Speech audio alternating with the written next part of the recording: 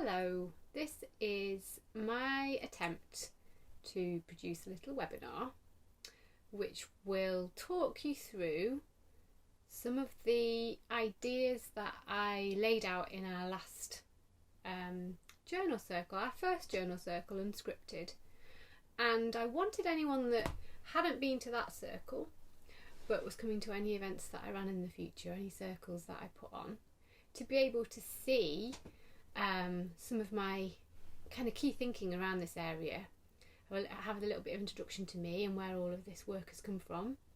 I had an idea earlier this year that I would bring some of my work from my job as a university lecturer in primary education into my other domain, where I'm a yoga teacher, I lead meditations, I lead women's circles, all the other stuff that I do.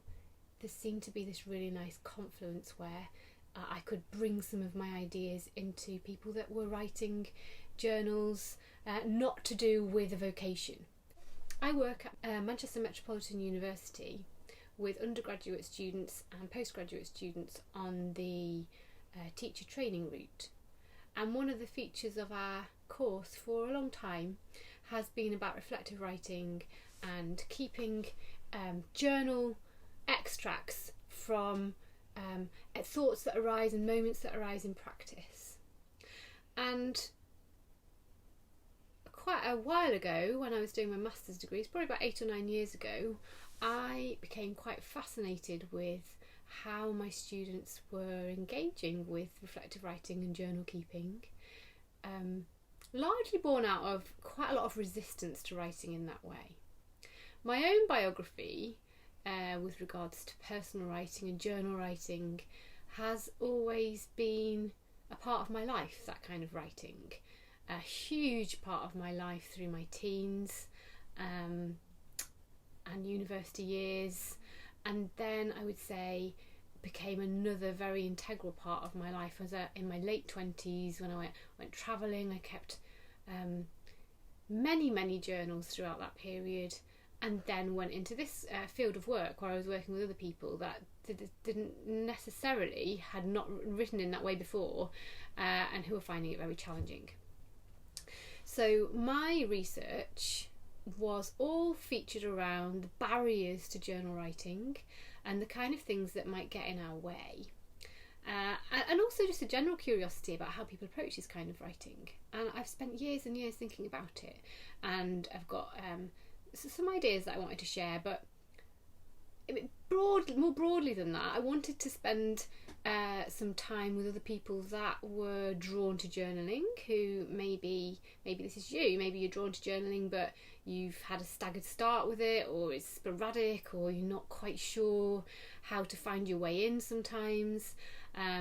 It may be that you're a really regular journal writer but you don't really know anyone else who does that, and you wanted to be amongst other people that are writing. And I imagined these circles as a way that we could celebrate our writing, get a little bit inspired, listen to other people.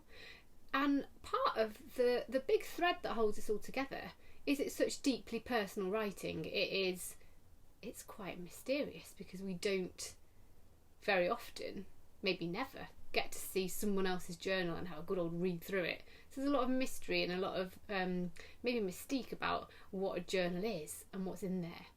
So that's kind of my background, and I'm a writer. I've done a lot of writing about this. I've written a chapter in a book about reflective writing and getting going with that and journal writing, and I wanted to share it.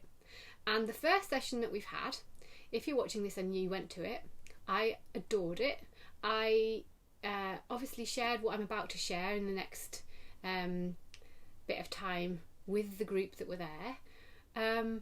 But I took so much from it as well, because as people started to share their approach to writing, it became very clear, as it always does to me when I'm working with people talking about their written word, everybody does this so differently.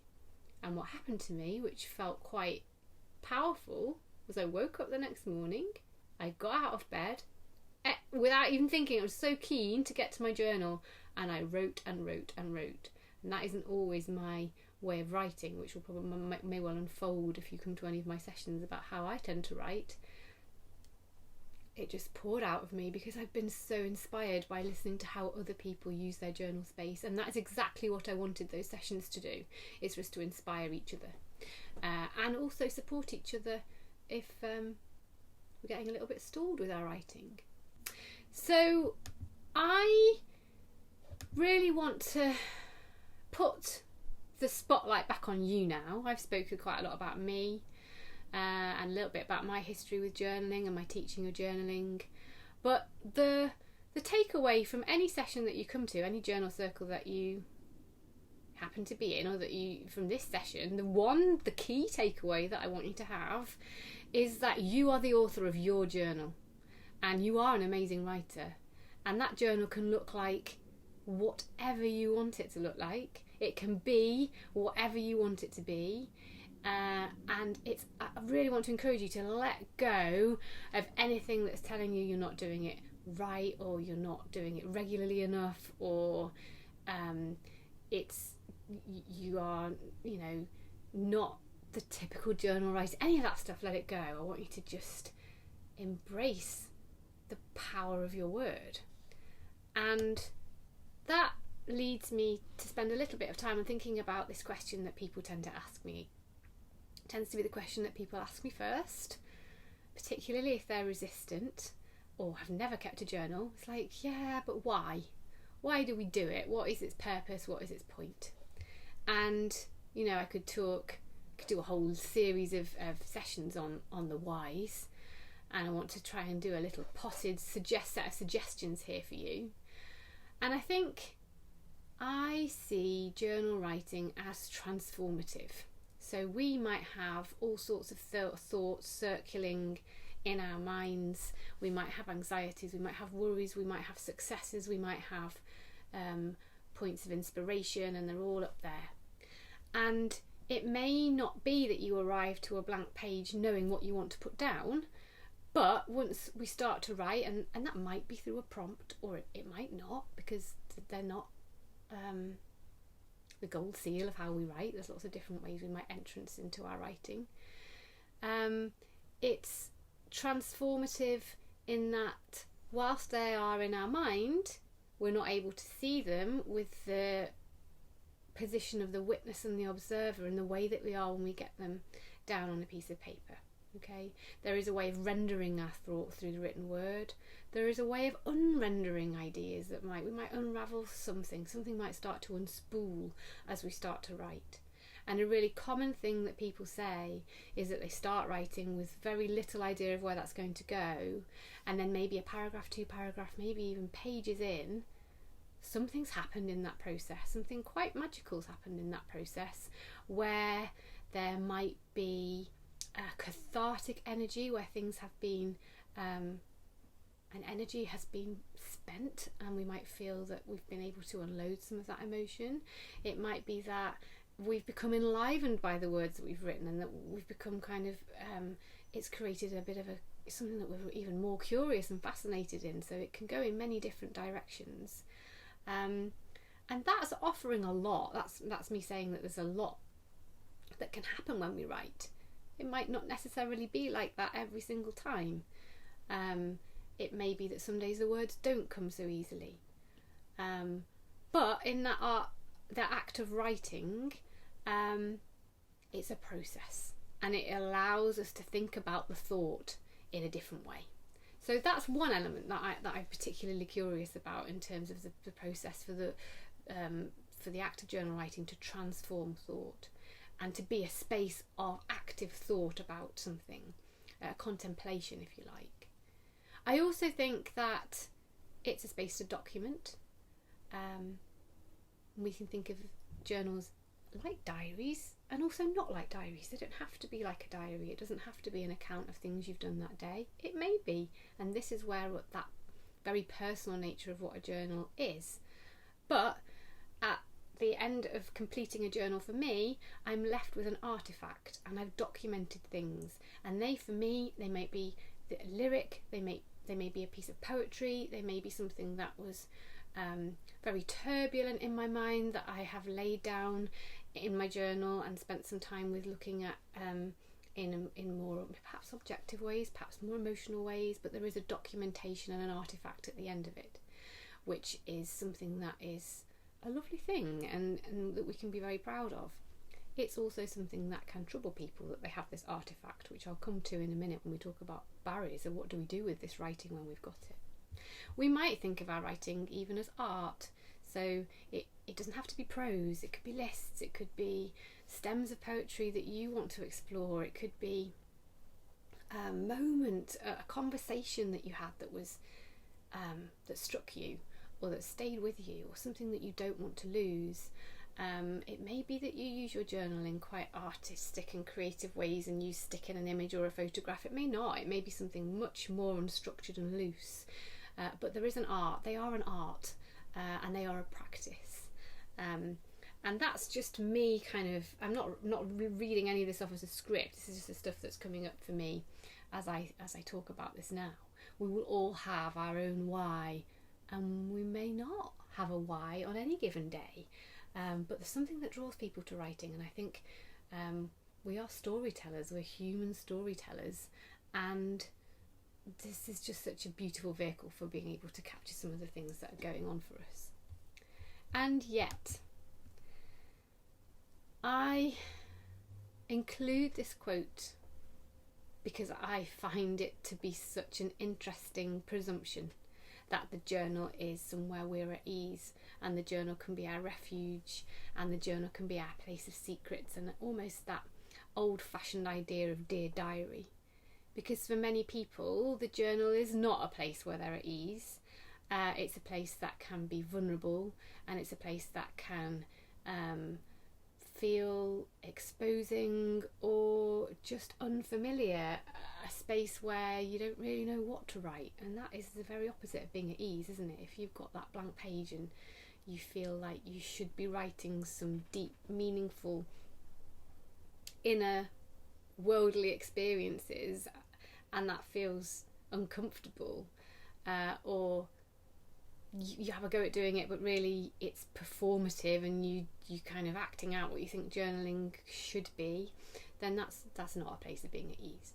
And where I would really encourage anyone with a journal to be is, so it's got to be somewhere that you enjoy. And if that on Monday is a doodle of some clouds and a word that you've been playing with in your mind, and that's all that is still a beautiful thing, and that is still journaling. If on Tuesday you write a song lyric that's been going round and round in your mind, and then you write a little paragraph about perhaps a worry, and that's all that was there, that is still a lovely thing. So it can look like lots and lots of different things, and if on Wednesday you feel fired up and you write 4 pages of something that was really on your mind, then it all belongs and it all has a place.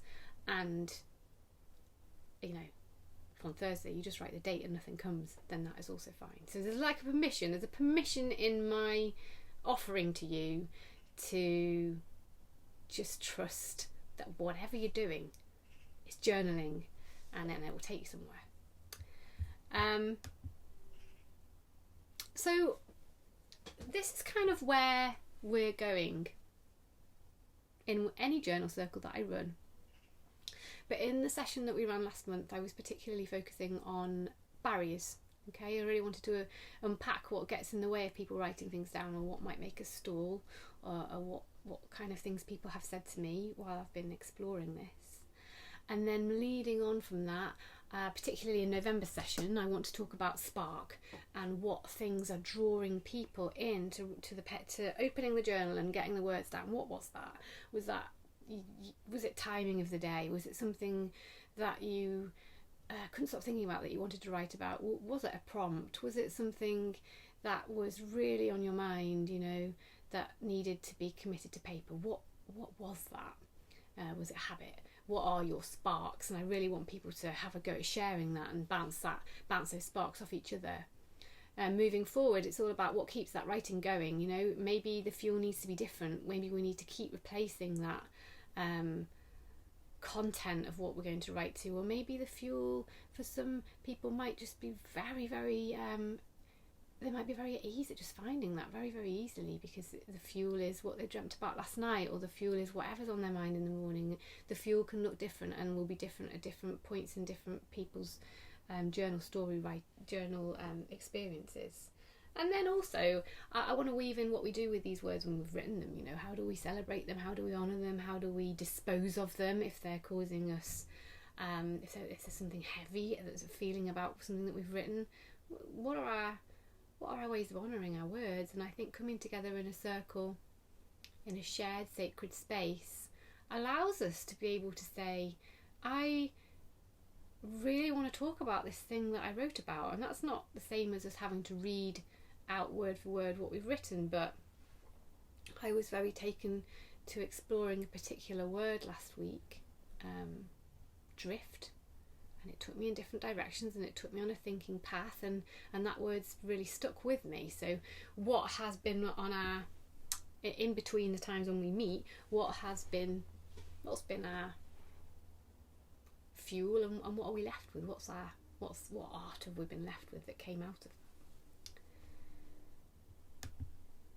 Okay, barriers. This is something that a student said to me many years ago now, and he had been very drawn to writing reflectively about some of the things that had been happening for him in practice. But the thought of having a journal that someone in his house could find just felt deeply uncomfortable to him. It wasn't something that he was used to doing. He hadn't written in that way. There was all sorts of stuff underneath his comment, but I do think this is the way that sometimes people feel. And this kind of leads me into talking about a range of barriers, and some of these might resonate with you, some of them might not, so please just take what lands. But I thought it'd be useful for us to cover them, and we covered these last session. So things that might get in the way. Very simply, starting with time. Okay, so I always like to get this in first as the foundations. And my thoughts on this are, if you enjoy it and it's having an impact on you, you'll find the time.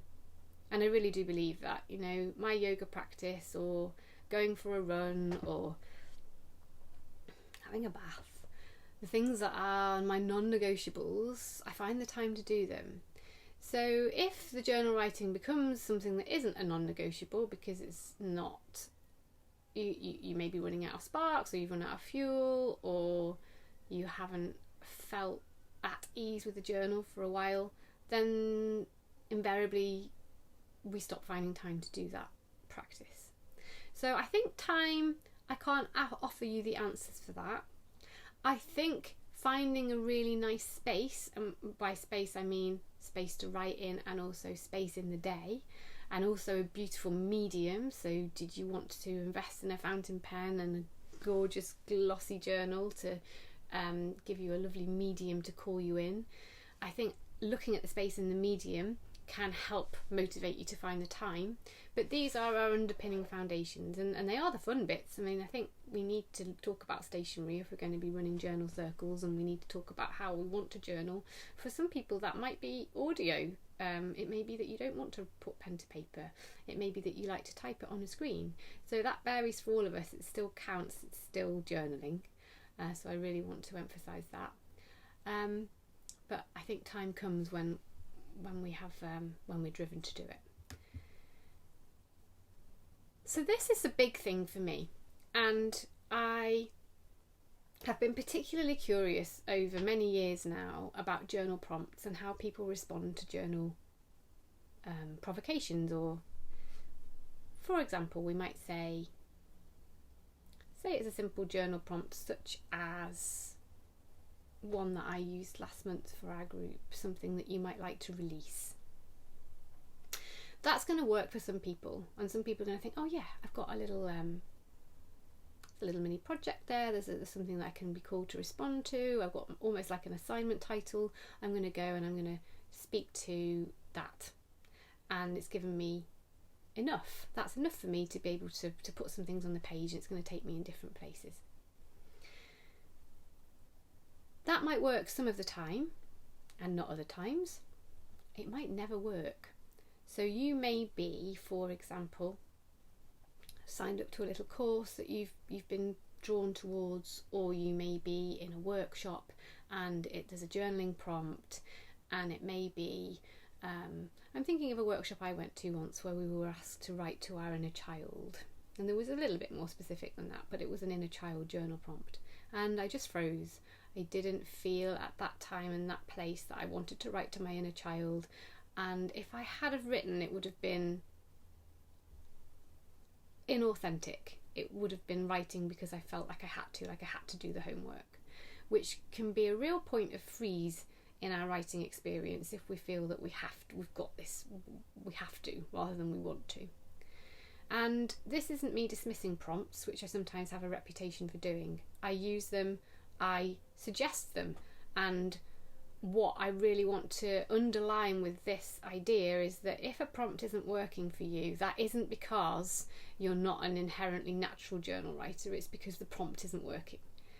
And it may be that prompts from somebody else on that given day in that given time isn't what your writing body, your writing soul is being called to do.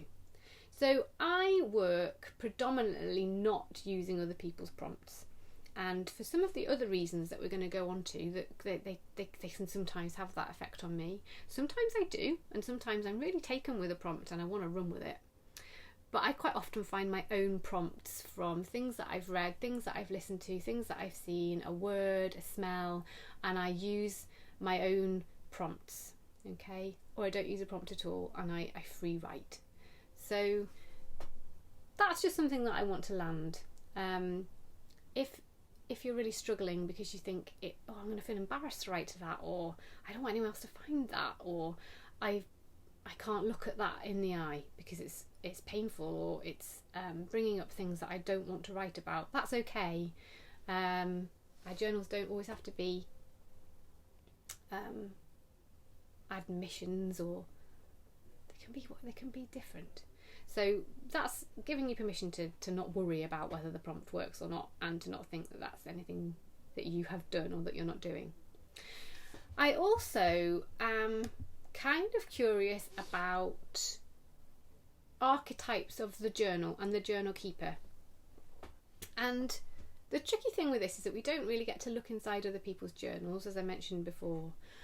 But I would say in the age of social media, particularly thinking about Instagram and Pinterest, we do have an idea of what other people's journals might look like, particularly when we think about things like bullet journals, or there's lots of lovely washi tape, which I am quite fond of as well, or gorgeous handwritten calligraphy, or very, very arty looking journals that are a thing of beauty.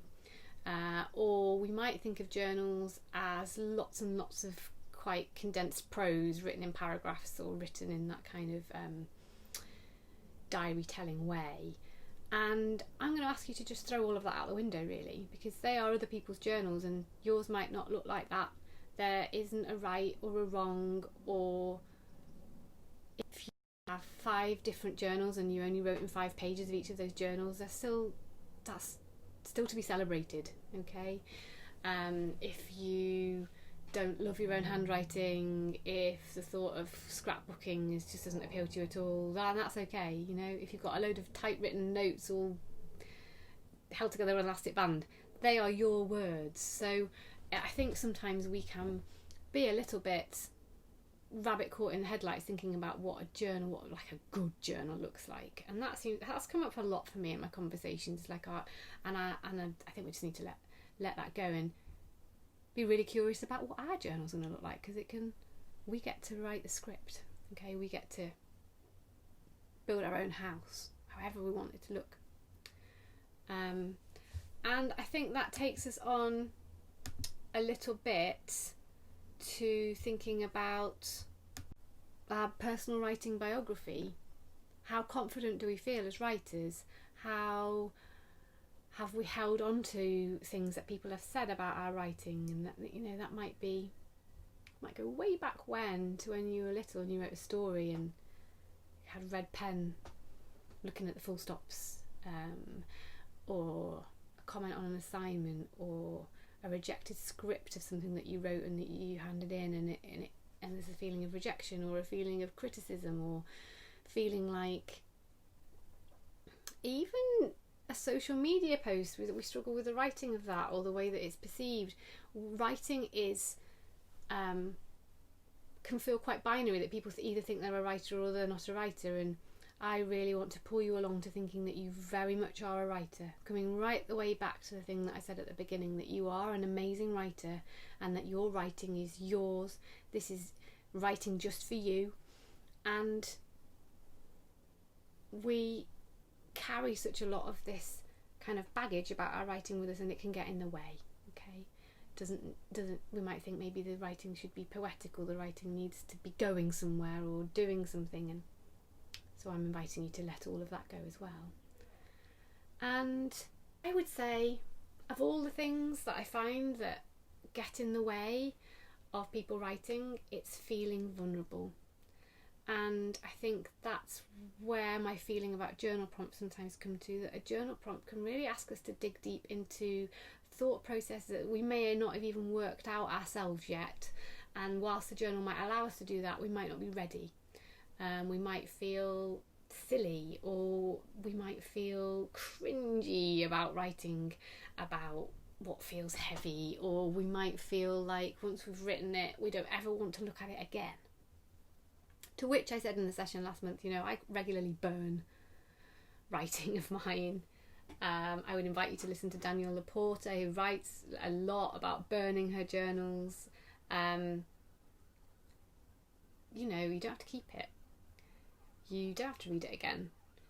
You can put a big elastic band around it, and it doesn't have to be something that you go back to. It doesn't have to be writing that makes you feel vulnerable. So I think it's worth spending some time with that and thinking about what is it that's stopping me from wanting to write in that way, and being dead compassionate about it, and writing in a different way, and maybe writing in that way on a day that you feel called to do it. So if that's something that you felt, I think that's really useful to know that it's a very, very common way of thinking. Just thinking about me and my writing about my inner child, there's a vulnerability there. I wasn't ready to do that, and I wasn't ready to do that in that space, in that moment in time. And maybe I'll never be ready to write in that way, but there's lots of other ways I can write instead. And then sometimes we just go off the boil, and life gets in the way, and maybe we ran out of fuel or things we wanted to write about, or maybe we just got very busy and the writing stalled. And I think if you have committed to a diary or an everyday journal, that can feel like a lack of success, or that something hasn't come to fruition, or that old feeling I might have had as a kid when I stopped writing my diary in February. But it's fine. It's absolutely fine to have periods of wanting to write a lot and periods of writing very, very little. It doesn't mean that you're not a committed journaler or you're not a good journaler. It's just seasons and chapters of our lives. And so if you've got any of that feeling like, I always start and then I don't finish, then you start again. With any practice, just like for my yoga practice, I fall on the mat, I fall off the mat, and it doesn't have to matter. So it's about letting go of all these things, letting go of feeling like things have to look a certain way, and letting go of thinking that they have to have a certain regularity. Okay, so if you write in your journal once a month, then in 2 years you're going to have 24 really intriguing and curious pieces of writing that are yours. If you write in your journal every day, you're going to have you're going to feel like more stationary. Okay, but it doesn't matter. So it's about letting all really forgiving approach. So this month actually, because I'm filming this in November, we're going to be looking at sparks, and we're going to be looking at things that really are what I've called the match to light your next words. And over the next few months, I'm imagining that these are going to be regular things that I offer. I want to explore some of these things and really how we find our way in. So I touched on this at the end of our last session about how we might use ritual, ceremony, meditation, as a way of finding our way into the writing, how we might do that off the back of a word, or as I've mentioned in this little webinar, poetry, lyrics, something that somebody said, feeding off different emotions that we might have or that we might want to explore or respond to. It may be that music works for some people, and actually spending some time having some journaling playlists where you're setting up your space, and that you are being fueled on by the music, because music has such emotive qualities sometimes. It may be you write really well to an image or little mini vision boards. I love to make a vision board that focuses on one word. I'm focusing on the word light at the minute, and that's that image that I've got on that vision board sometimes can really take me into the right mood to be able to write and respond to. It may be that smell in your secret space, It helps you to come into that writing mood. Maybe that you've got a lovely candle, it may be you've got incense, you've got a particular essential oil that you like to work with.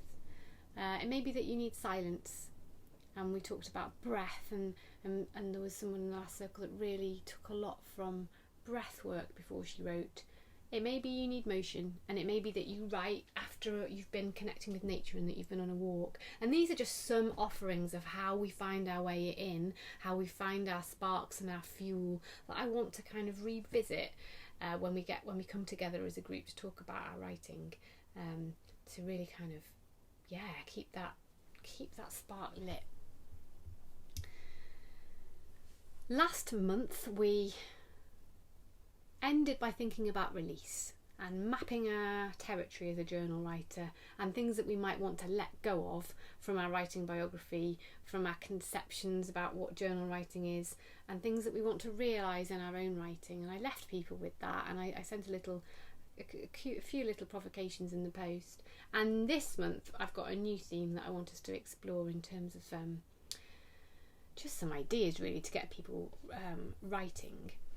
And I'm hoping that this has been helpful to anyone that didn't come to that last session, because that's where I went and that's the journey that I tried to take people on. And that's my experience. There may be things that you're running into with your journal writing that you would like to bring to the table, or that you'd like to have some support from the group. It may be that you have got something that you want to share that's been really working for you very well recently, but we will share. So it's going to be a space for sharing, it's going to be a space for potentially troubleshooting, it will be a space of being in circle with other people, dropping into our bodies, dropping into that space. And I'm going to encourage you, if you come, to really make that space on the night beautiful. So we're going to have lovely lighting, we're going to have cosy pillows, we're going to have a nice hot warm drink. We're going to imagine, even though we're very, very much in the virtual at the moment, that we are coming together in a sharing sacred space that can be so powerful, because we can just take so much from other people's experiences. And what I really want it to be is something that ignites us, that this, yes, I want to keep writing, and this is what I'm getting from it, and I'm really celebrating, because that is what happened to me on the last circle. And I cannot wait. I'm really excited to hear where people have been on their journey over the past month. If you haven't been with us in the last one, you will be made so welcome. And let's just keep motivating each other to do this act that is just so rich. If you've got any questions that you want to ask me before you come, please do, and I will see you on the 26th of November. It's a Thursday at 7 o'clock in your beautiful little space. Bring your journal, bring your pen, and also I want you to bring a candle and some matches. So an unlit candle and some matches, because that's going to be a feature of the session.